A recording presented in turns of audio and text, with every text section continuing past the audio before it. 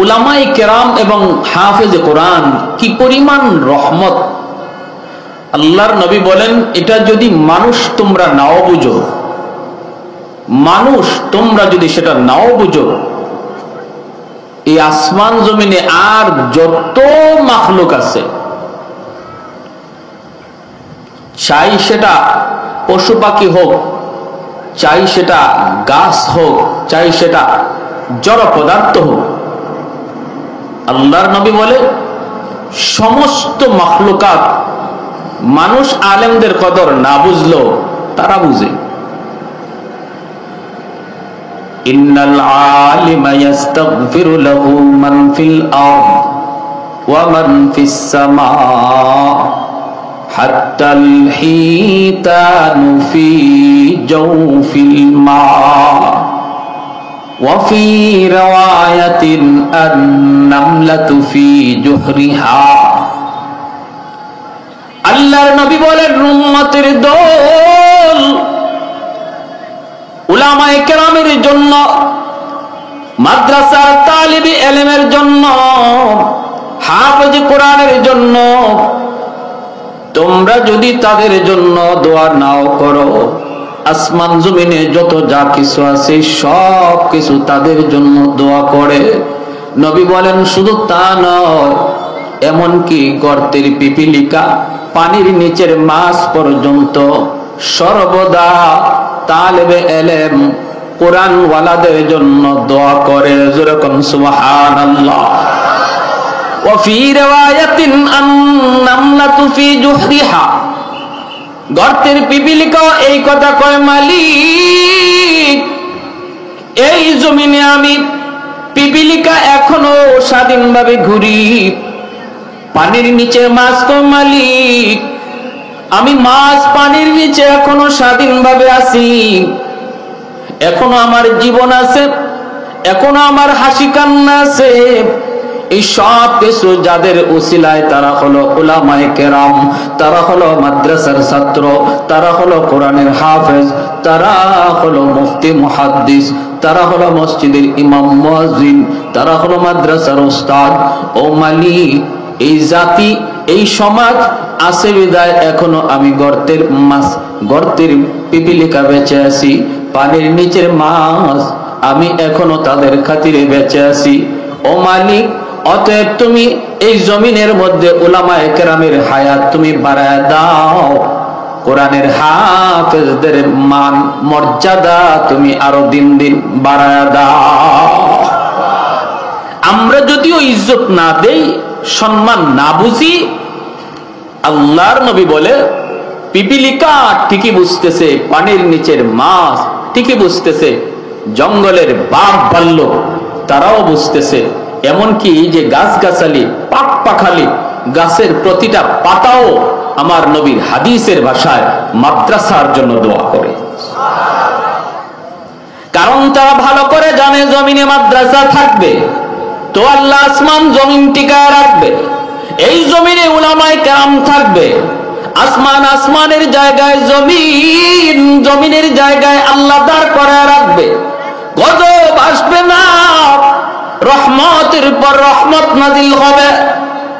মানুষ তুমি যদি সুখে থাকতে চাও, তুমি যদি তোমার ব্যবসা বাণিজ্য নিয়ে আরামে চলতে চাও, বিবি বাচ্চা নিয়ে যদি তুমি সুখে শান্তিতে থাকতে চাও, সুস্থতার নিয়ামত তুমি যদি চাও, তুমি যদি দুনিয়ার সফলতাও চাও, মনে রাখবা সর্বদা তোমার জন্য, তোমার ফায়দার জন্য মাদ্রাসার খেদমত করতে হবে, তোমার সব ফায়দার জন্য আলেম উলামাদের খেদমত করতে হবে।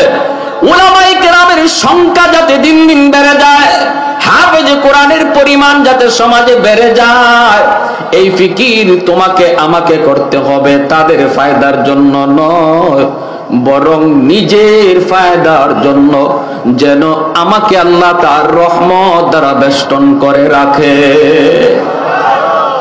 ভাইরা বন্ধুরা, অতএব আমার ফ্যাক্টরি টিকে আছে মাদ্রাসার খাতিরে, আমার ব্যবসা টিকে আছে মাদ্রাসার খাতিরে, সুস্থতার নিয়ামত ভোগ করতেছি মাদ্রাসার খাতিরে, আসমানে এখনো সূর্য উঠে মাদ্রাসার খাতিরে, এখনো আল্লাহ পাকের রহমত বাতাস বয় কোরআনের খাতিরে, কোরআন ওয়ালাদের খাতিরে। যেদিন থেকে কোরআনের খেদমত বন্ধ হয়ে যাবে, মাদ্রাসা বন্ধ হয়ে যাবে, তালেবে ইলম হওয়া বন্ধ হয়ে যাবে, ওই দিন আকাশ আর সূর্যের আলো দিবে না, সূর্য আলো দেবে না, আলো দেওয়া বন্ধ করে দিবে, বাতাস বন্ধ হয়ে যাবে, সুস্থতার নিয়ামত থাকবে না, পর জমিনের ভিতরে গজব আর গজব নেমে আসবে। এজন্যই মালাকুল মউত আজরাইল কয়, নবী গো, আপনার ইন্তেকালের পরেও আমি দুনিয়ায় যাব, কিছু কাজ বাকি রয়েছে সেগুলা করার জন্য। এর মধ্যে একটা উল্লেখযোগ্য কাজ হলো কিয়ামতের আগে কোরআনকে আল্লাহ পাক উঠায় নিবে। বাংলার জমিনের মানুষ ঘরের ভিতরে কোরআন খুঁজে পাবে না, ভারতের মানুষ কোরআন খুঁজে পাবে না, ফোন লাগাবে আরবের জমিনে, কি ব্যাপার কি ব্যাপার, তোমাদের ঘরে কোরআন আসেনি? কয় নাই। কারণ আল্লাহ পাক তার জমিনে কোরআন থাকতে আল্লাহ জমিন ধ্বংস করবেন না, এজন্য জমিন ধ্বংস করার আগে আল্লাহ কুদরতি ভাবে সব কোরআনের কপি উঠায় নিবেন। কোন রায়াতে আসছে কোরআন আছে, লেখা থাকবে না, কোরআন পাবে কিন্তু হরফ নাই, সাদা সাদা কাগজ, কোরআনে কোনো লেখা থাকবে না। ভাইরা বন্ধুরা, জন্য কানটা দিলটা সজাগ করে কথাগুলি শুনুন রে আল্লাহর গোলাম। মাদ্রাসার খেদমত করব, সন্তানকে আলেম বানাবো, হাফেজ বানাবো, মাদ্রাসার ফায়দার জন্য নয়। মাদ্রাসার ফায়দা যদ্দূর হয়, এর চেয়ে বড় ফায়দা হলো নিজের ফায়দা। ঠিক কিনা ভাই? জোরে কর। নিজের ফায়দার জন্য। কথাটা আমরা যদিও না বুঝি, উলামায়ে কেরাম আল্লাহর ওলিরা ভালো করে বুঝতেন। আমরা আসমানের খুঁটি দেখি না, খাম্বা দেখি না, কিন্তু আল্লাহর ওলিরা আসমানের খুঁটি আর খাম্বা তারা দেখেন। আমরা আসমানের খুঁটি দেখি না, খাম্বা দেখি না, আল্লাহর ওলিগণ তারা খুঁটি আর খাম্বা ঠিকই দেখতেন। এজন্য আল্লাহর ওলিরা যেদিকে গেছেন ওই দিকে যাইয়েই তারা মাদ্রাসা তৈরি করেছেন। ভাইরা বন্ধুরা, হাফিজ হুজুর রহমতুল্লাহি আলাইহি যেখানে গেছেন সেখানেই মাদ্রাসা আগে তৈরি করেছেন।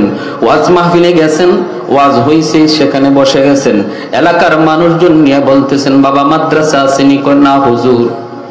ওনার প্রথম মিশনই ছিল যেখানে ওয়াজে যাব সেখানে যায় মাদ্রাসার ভিত কায়েম করে আসবো। সুবহানাল্লাহ। আমাদের সিলেটের জমিনে আল্লাহর কত বড় বড় ওলি, শাইখে কোরিয়া, শাইখে বাগা, শাইখে বরুণী, শাইখে কাতিয়া রাহিমাহুল্লাহ, আল্লাহর ওলিগণ যেদিকে গেছেন ওই দিকেই মাদ্রাসা তৈরি হয়ে গেছে। কারণ তারা জানতেন মাদ্রাসা যতদিন আছে আসমান আসমানের জায়গায়, জমিন জমিনের জায়গায় আল্লাহ দাঁড় করে রাখবে। কারণ কোরআনের তালিম হয়, আল্লাহর কোরআন তেলাওয়াতের আওয়াজ এখনো জমিনে চালু আছে। আমরা ঘুমায় থাকি ফজরের সময়, তাহাজ্জুদের সময়, আর বাংলার জমিনের মাদ্রাসার ছাত্রগুলি সেই ঘুমন্ত অবস্থায় তারা ঘুম থেকে উইটা ছোট বাচ্চাটা আমার মাওলার কালাম তেলাওয়াতে বসে যায়। জমিনটার প্রতি আল্লাহর মায়া লেগে যায়, এই জমিনের প্রতি মায়া লেগে যায়। ভাইরা বন্ধুরা, এজন্য সাবধান, কারো কোনো মন্দ কথায় কান দিব না। মাদ্রাসা থাকবে তো জমিন থাকবে, হাফেজ কোরআন থাকবে তো জমিন থাকবে, ঠিক কিনা?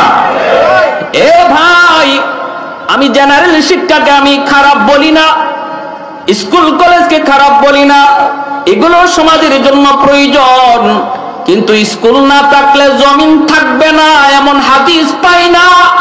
হাদিস পেয়েছি মাদ্রাসা না থাকলে জমিন থাকবে না। অতএব তুমি কিসের দিকে কি বলতে চাও, কি বুঝাইতে চাও? পড়ালেখা সব ভালো, জেনারেল শিক্ষা ভালো, এদেশে মুফতি মুহাদ্দিসের যেমন প্রয়োজন, ডাক্তার ইঞ্জিনিয়ারেরও প্রয়োজন। আমি বলি না ডাক্তারি পড়া বাদ দিয়া দাও, ডাক্তারি পড়া বাদ দিয়া দিলে ডাক্তারি করবো কে? মাদ্রাসায় পড়ে তো ডাক্তার হবে না, ইঞ্জিনিয়ার হবে না, হবে মুফতি মুহাদ্দিস। ডাক্তার ইঞ্জিনিয়ারের প্রয়োজন, স্কুলও পড়াও, অসুবিধা নাই, কিন্তু আমি বলবো মনে রাখো, কোন শিক্ষাটার বেশি প্রয়োজন? আল্লাহর গোলাম একটু চিন্তা করে দেখো, জমিন যদি বাঁচাইতে হয়, রহমত যদি পাইতে হয়, গজব থেকে বাঁচতে হয়, তাহলে একমাত্র আল্লাহর কালামের শিক্ষা। এই বুঝতেই যদি আমার দিলে আর দেমাগে না আসলো, এইটুকু বুঝ একজন আওয়ামের না আসতে পারে, কিন্তু আলেম দাবি কইরা যদি এতটুকু বুঝ তার জেহেনে না আসে, এতটুকু বুঝ যদি সে না বুঝে, তাহলে কিসের আলেম দাবি করে?